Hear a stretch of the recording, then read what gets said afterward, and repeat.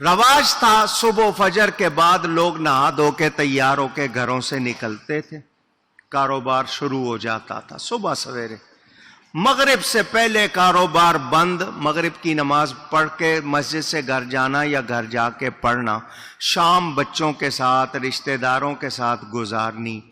اب آپ دکان کھولتے ہیں زوال کے ٹائم پر، کون سے ٹائم پر؟ پھر فائدہ کہاں سے ہوگا؟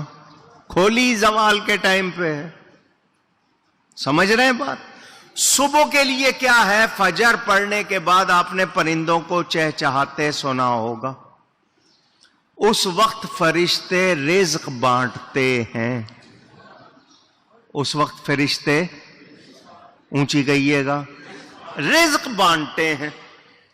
تو جو اس وقت محنت کرتے ہیں، تسبیحات پڑھتے ہیں، وہ لے لیتے ہیں، ہم سوئے رہتے ہیں، نتیجے میں محروم رہتے ہیں، پھر آ کے شکایت کرتے ہیں۔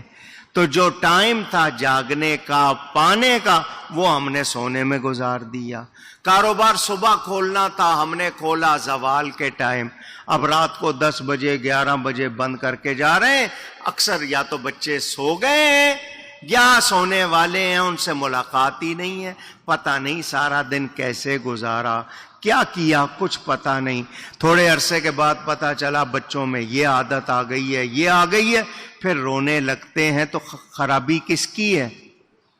غلطی کس کی ہے؟ ماں باپ کی ہے یا نہیں ہے؟ تو آپ کی اصل کمائی آپ کی اولاد تھی، آپ نے اسی کو ٹائم نہیں دیا، نتیجہ کیا نکلا؟ وہ آپ کی رہی نہیں۔ اور اب آپ چاہتے ہیں کہ نہیں ایسا ہو جائے ویسا ہو جائے، تو وہ ہوتا نہیں۔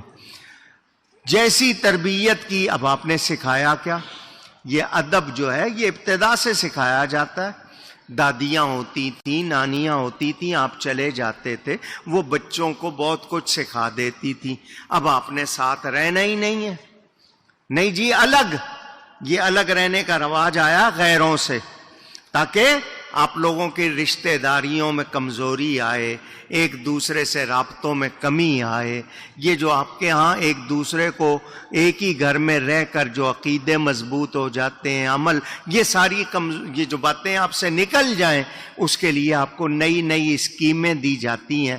آپ سمجھتے ہیں آپ کا بھلا ہو رہا ہے، وہ آپ کی تہذیب کو، آپ کے اقدار کو، ویلیوز کو ختم کرنا چاہتے ہیں۔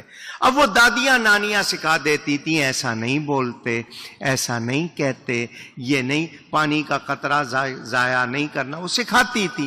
اب کوئی سکھانے والا نہیں، نتیجہ کیا ہے؟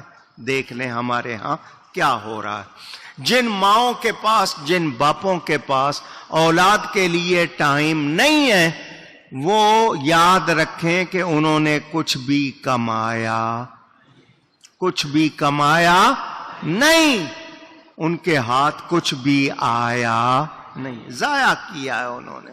تو اپنے بچوں پر محنت کیجئے میرے دوستوں اور بزرگوں۔